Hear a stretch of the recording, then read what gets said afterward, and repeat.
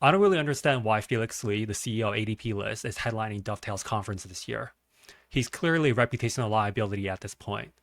I can think of at least a dozen design leaders out there who are way more deserving of this opportunity. People like Amy Santee, Ruby Pryor, Lynn Vizard, people who have original thoughts who are not stealing content and designs from other designers in the community.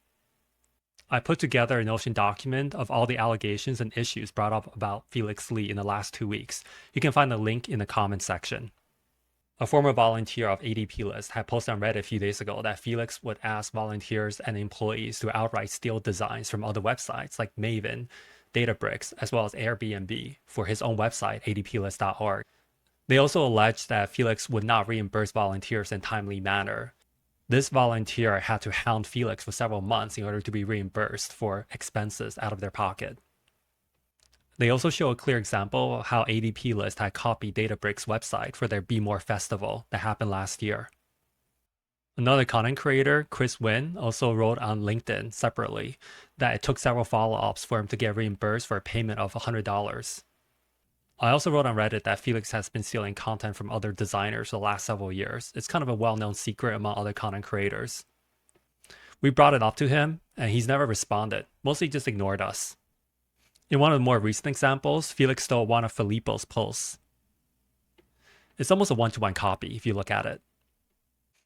All he did was change a few words, the colors of the image that he stole, and then he added his name to the very bottom of the image.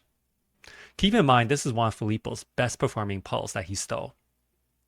I think what's really annoying about this is the fact that as a content creator, you're writing about 10 to 20 posts per month. And if you're really lucky, only one or two of these posts ever go viral.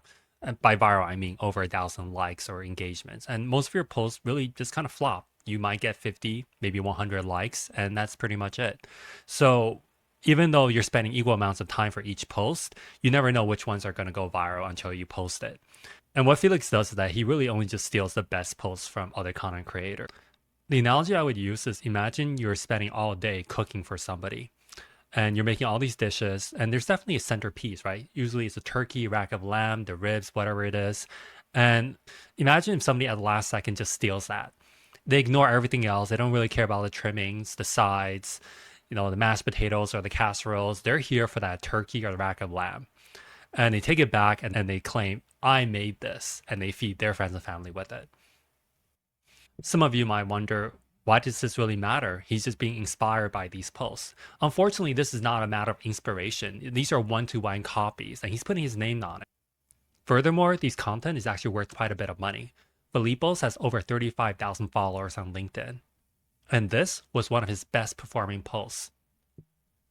Given Filippo's audience size, I think he can charge $1,000 minimum for any of his posts, let alone his best performing one. Another former volunteer, Alice Tai, also corroborates that Felix does tell his employees and volunteers to plagiarize and steal other people's design work. In a separate LinkedIn post, Michael Rittering, who's a former founding designer at Maven.com, alleges that Felix had stolen their website's design for their courses offering at adplist.org. He claims that it was a pixel-by-pixel copy of the Maven landing page. And it's not just the websites that he stole from, because eventually Michael had to block Felix altogether due to the fact that Felix would steal his Twitter threads and tutorials as well. Ryan Scott, who used to work at Airbnb, also claimed that ADPList stole their homepage design from 2018. Lex Roman also stated that Felix stole one of their newsletters a few years ago. An article by the First 1000 newsletter was also stolen by Felix and called out on LinkedIn. People on LinkedIn like Hui Wang has seen firsthand how Felix steals content. The former community manager of ADPList, Lizzie LaCour, also mentioned that employees were treated terribly and their values no longer aligned. This is unfortunately corroborated by other former employees like Nicolette and former volunteers like Allison Bemis. Grace Ling is the founder of Design Buddies, one of the largest design Discord channels in the world. She's had some business dealings with Felix over the years. In one of the early business dealings, Felix offered her $500 to run 24 events in a year. If you do the math, that's less than $21 per event. When Grace turned down this embarrassing offer, Felix blocked her. However, he continued to advertise ADPList on Design Buddies platform over 900 times. Felix finally issued an apology to the ADPList community. He wrote that at times I was in over my head and cut corners.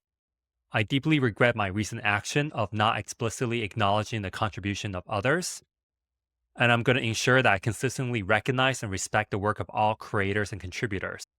I have a few thoughts around this because I feel like this is misrepresenting the issues that we're bringing to the forefront, and that is the issue of theft.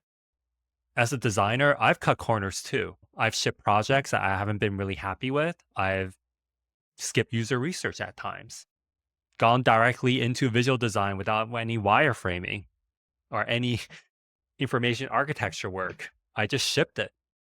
At no point have I thought, maybe I should just steal somebody else's work and pass it off as my own. At no point did I think, maybe I don't need to pay people for the work they've done for me because I'm a little bit over my head at this point.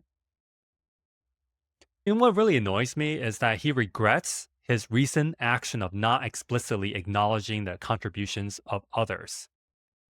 We want to have absolutely nothing to do with him.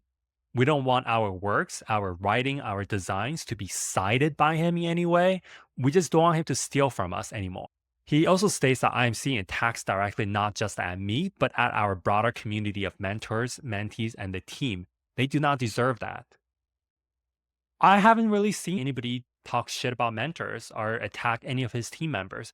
In fact, it's his community of mentors, his team, his ex volunteers who are bringing up these issues and saying that Felix does not treat people with respect and that he steals from people. I feel like he's purposefully misrepresenting the valid points that people are bringing up as attacks against the community, which is not true at all.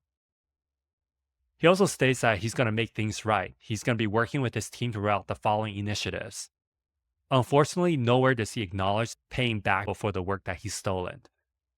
He's made it clear that he doesn't really care about what other designers think. He's ignored us for years whenever we brought up the fact that he's been stealing from us. If you're going to this conference or your team is, please talk to your Dovetail representative because this is not okay. As creative designers, sooner or later, we're going to have other people take credit for our work. And we all know how that feels. So to see another large brand like Dovetail platform somebody who has stolen so much from so many other people is so disappointing. I really hope that we can find a better speaker.